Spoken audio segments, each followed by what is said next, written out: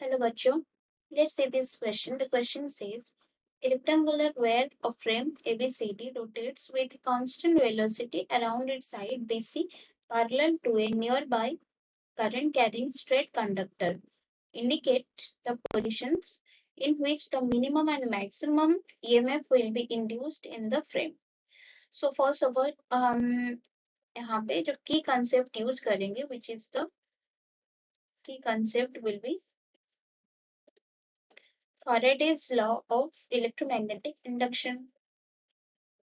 Faraday's law of electromagnetic induction. तो question में हमें क्या बोल रहा है?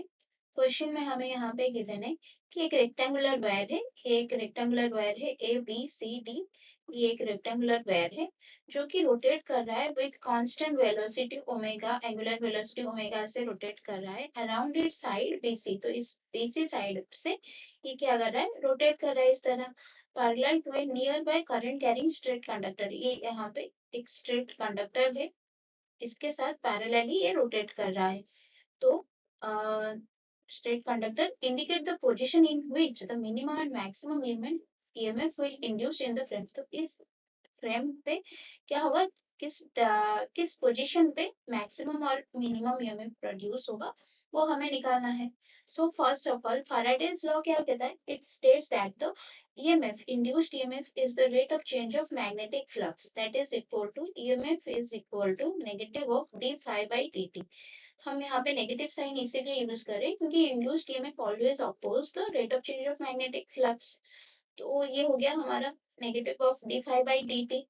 और जैसे कि हमें पता है जो फ्लक्स होता है, फ्लक्स क्रिएट होगा फ्रेम के थ्रू, रेक्टेंगुलर लूप के थ्रू, वो कितना हो जाएगा? B dot A magnetic field dot area vector.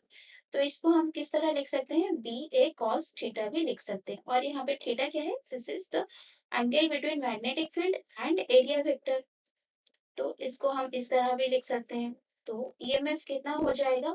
Phi की जगह हम पुट कर देंगे बी ए कॉस थीटा। तो यहाँ पे हो जाएगा d by D t of B A cos theta which is equal to negative of d by dt, sorry, negative of, यहाँ पे b क्या है? a क्या है? कांस्टेंट है। b भी यहाँ पे कांस्टेंट है, तो ये दोनों बाहर आ जाएंगे। Minus B A then cos theta. Cos theta का डेरिवेटिव कितना हो जाएगा? Minus sine theta. और यहाँ पे D theta by D T. जैसे कि हमें पता है theta, D theta by D T ये कितना हो गया? This is equal to omega which is the angular velocity. तो ईएमएफ हो जाएगा minus minus plus B A omega sine theta.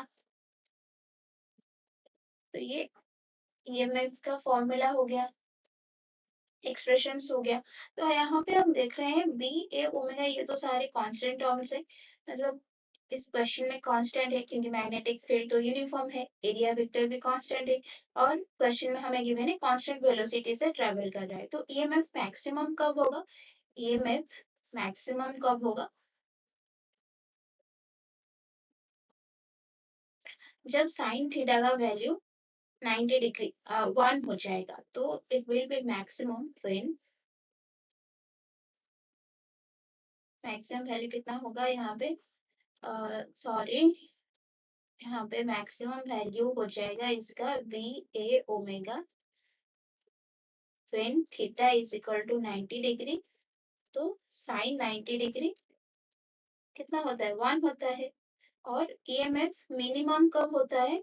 Minimum हो जाएगा कितना? 0, क्योंकि थीटा की वैल्यू जब 0 होगा, साइन 0 की वैल्यू कितना होता है? 0 होता है। दैट मीन्स हम यहाँ पे देख रहे हैं कि जो ईएमएफ है वो सबसे मैक्सिमम कब होगा? ईएमएफ विल बी मैक्सिमम कब होगा? जब when frame is perpendicular to this plane, when frame is perpendicular to this plane, plane को परपेंडिकुलर होगा। और ईएमएफ मिनिमम कब होगा? मिनिमम कब हो जाएगा? when frame is passing through the plane passing through the straight conductor, when frame is passing through or parallel to the conductor or passing through the conductor. तो ये दोनों कंडीशंस में EMF maximum और minimum होगा. So hope you understand it well. Best of luck.